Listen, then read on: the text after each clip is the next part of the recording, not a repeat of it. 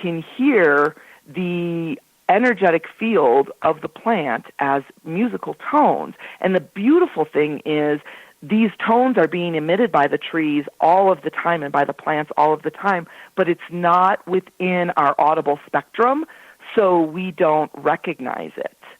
And I have been witness to these plants hooked up to these machines interacting with musicians and with vocalists, where I have heard the plant mimic the tones that the vocalist or the musician did, and I was immediately brought to tears at the amazement of this plant consciousness that we have just looked at as a backdrop our whole lives. Oh, yeah, or the 2x4 holding our house together. Mm-hmm. But how advanced? I know I'm lost for words right now. How advanced are the trees? I mean, how much logic do they have? Well, my understanding about it is that it's a consciousness that flows through them as that life force energy that is coming through them as the being and then being supported by that invisibleness that we don't really understand about the animation of life, kind of. And so, again, each tree has its own personality. They also have their own contracts. And, of course, I'm using the best words that we have that are interpretations of what they're sharing. And so they have their own jobs while they're here that they're doing. Maybe they're supporting a particular landscape, even sometimes certain families they're connected to. And what seems to be the case is no matter what they're working on, they're very interested in working with us. And this was proven actually in the 20s and 30s when plant intelligence tests were going on, similar to the one you described before.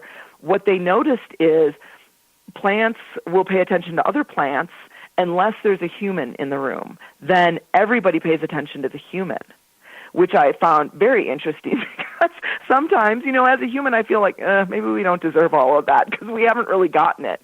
But they're so invested. They get that this is our experiment in consciousness, and they want us to get it. But this density, this 3D density, is so much that we forget, and we get caught up, and we get distracted. And then you add all of this modern stuff that really adds to our distraction. So they do want to work with us. They're looking forward to it, and really, their survival also depends on us getting it. Now, mind you, the earth will shake us off when she's had too much, and she will regenerate just fine, but we could cause a lot of suffering, and we also don't need to cause the suffering, and there's so much wisdom that they could give us around energy and earth technology and working in sync with the rhythm of nature that would allow us to be in this whole experience in a different way and allow us to live in more harmony as well. Now, do they know, like, if somebody goes out in the forest and starts cutting a tree down, do they know what's going on? From what they've told me specifically, and from what I've read as well from research from foresters, is that they do. When something happens to one tree, that tree will emit different things, whether it's a frequency, whether it is a chemical or an electrical impulse that lets the other trees know that there's danger and something's going on.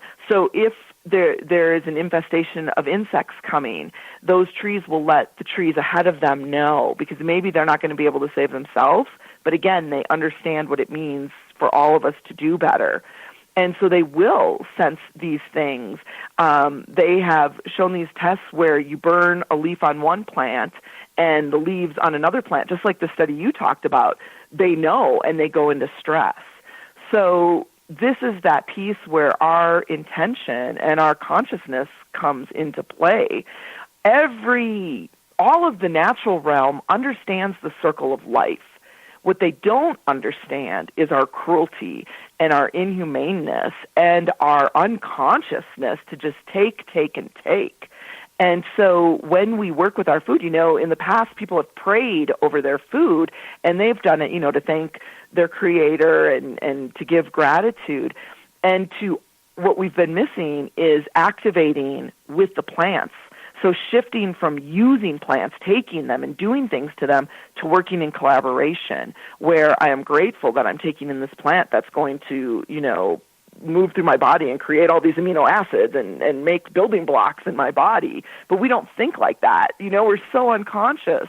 And that food could have a whole different effect on our physical body and empower us and on our electrical system and our energetic system if we would take the time to apply our consciousness and our intention. And around the world, it's been shown time and time again in all these ancient technologies where it doesn't make sense why we knew what we knew then. It's the human intention, bringing the human consciousness. We are the key to opening up and decoding all of this.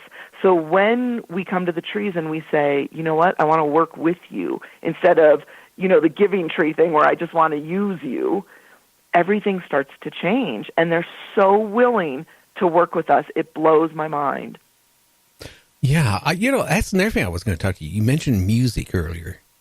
How they kind of mimicked music. They also done tests where they, again, played certain type of music, with plants, even little trees, and some music would cause them to grow faster. Then they started playing some other type of music, and it retarded their growth. It's fascinating, and it goes off of, it's so multifaceted. So some of it has to do with their consciousness, but we also know from the work of Dr. Emoto with water, and plants are, majority of water just like us, 2/3 water, and those frequencies, everything is energy. Words are energy. Intention is energy. So when we even just put a glass of water and we say, I love you, versus writing on it, I hate you, the microscopic images change. And we know this power of water, this is the thing, nothing is disconnected. All of the elements, all of the directions, all of the animals, the plants, the minerals, the elementals, all of us, the key is for us all to be working together and remembering our connection, but we don't. That water, our bodies are affected. In fact, the gardeners working with plants have learned that if you are working on planting your seeds during the new moon and you put that out during that waxing period, the moon has an effect on the water on the earth and it draws up the moisture. So those germinating seeds have a better chance. And it increases germination by 30%. So there's something there in that natural world intelligence that we always bypass because we think we're so smart. But if we actually put it together with our technology, we would be leaps and bounds ahead.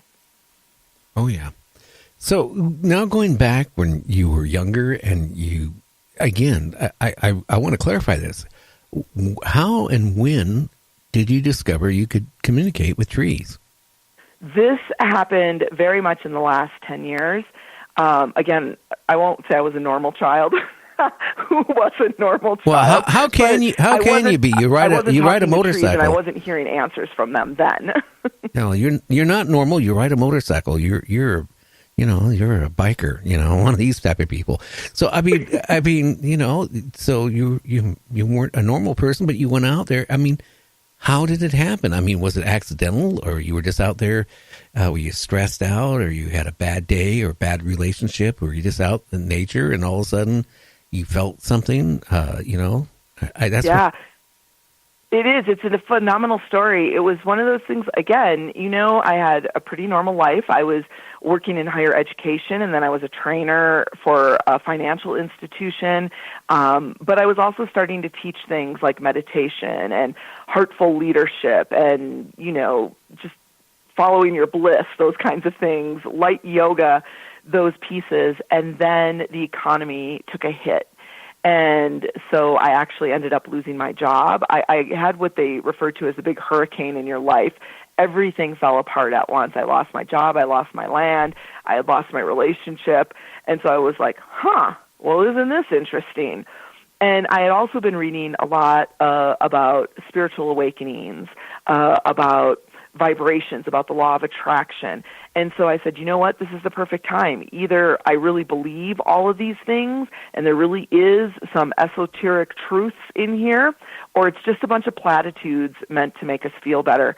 So this is the time. I'm going to apply it in my life in the ways that I've learned to unlock these, the secrets that had been in the ancient mystery schools that are now available to all of us, and that also come through the trees and the animals.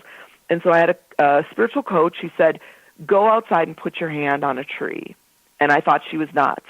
And I thought, all right, but I'll try it. What have I got to lose, So I went out, and it was Ruby, and I put my hands on her, and I said, I'm going to do this. I don't know what I'm doing. I don't even know if I'm touching you inappropriately. I don't know. I don't know anything. I don't know what's supposed to happen. I don't know what I'm going to say if somebody walks up. But what I do know is that other people have done this, that they have said, I don't know, but my faith is big, and I'm willing to learn because I don't believe that we all have this. What was going on in my life, like it looked also, aside from losing your job and stuff, but it looked like I had a good handle on stuff. I was intelligent. I had a great job. I was a manager of things, all of these pieces. But inside, the energy that I didn't understand that was going on was really chaotic for me. It was very painful to be me. I felt too much. I felt everything, and it was really painful. And so there was depression, there was overeating, there was trying to numb things, and I didn't understand it. And so I really did think, like, what have I got to lose at this point? I've lost all of my old identities. Let me see what else is here. So put my hands on the tree. Again, nothing happened that day. But then, flash forward and things started happening. So what it taught me is even if you don't think something's happening, when you are putting your intention there, that's where things start to get engaged. This human consciousness focused. And so I started working with the tree as she started, telling me stuff, and I started putting her through the tests. And one of them was, what happened at the top of you? Like, all these other trees here are fine. And I had this thought, the person who owned the land, there was a big old farmhouse, and from the farmhouse you could see through where that tree was. And you know how some people are very unconscious and they'll just cut off the tops of trees if they're in their view. And he didn't seem like that kind of person, but I was like, I don't know, you never know. So I asked the tree, I said, Ruby, what happened to you? And she said, in very short, concise words, big storm broke off. And I was like, okay. So I asked him, and he goes, oh my God, it was crazy. There was this freak storm, and everything was blowing, and all of a sudden, her top, I heard this huge snap, and it was gone. And he said, none of the other trees were affected or anything. And I thought, well, that's interesting. So I kept working with this tree, and I knew that she was hearing these messages that I was sending out. I didn't understand the mechanics of it. And sure enough, after working with her, I want to say within about 2 months, my animal communication skills came through to the point where I was having 3D projections of animals that I didn't know who they were. And I would be told, you'll know later. And then I'd be doing a session with someone, and they'd say, ask them about that dog. And I'd ask them, and they'd say, how can you know that? That dog's been dead for 14 years. And I'd say, I don't know, it was in my backyard last night. So the trees are the ones who are to blame. I was very normal. I was leading a very normal life. And, it's who you hang out with. My mother always warned me. But I got to tell you, working with the trees and becoming co-conspirators with them has been one of the best things that's ever happened in my life.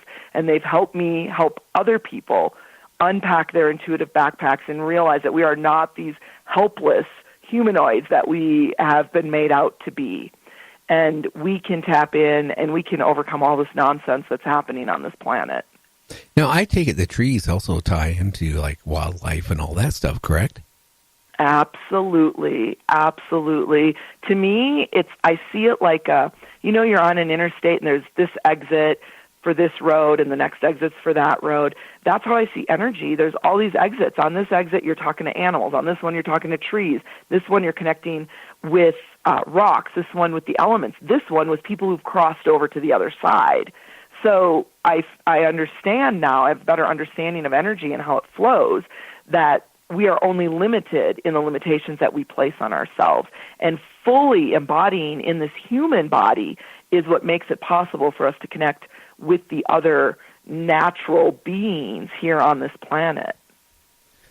Wow. Now, trees themselves, they can comprehend things.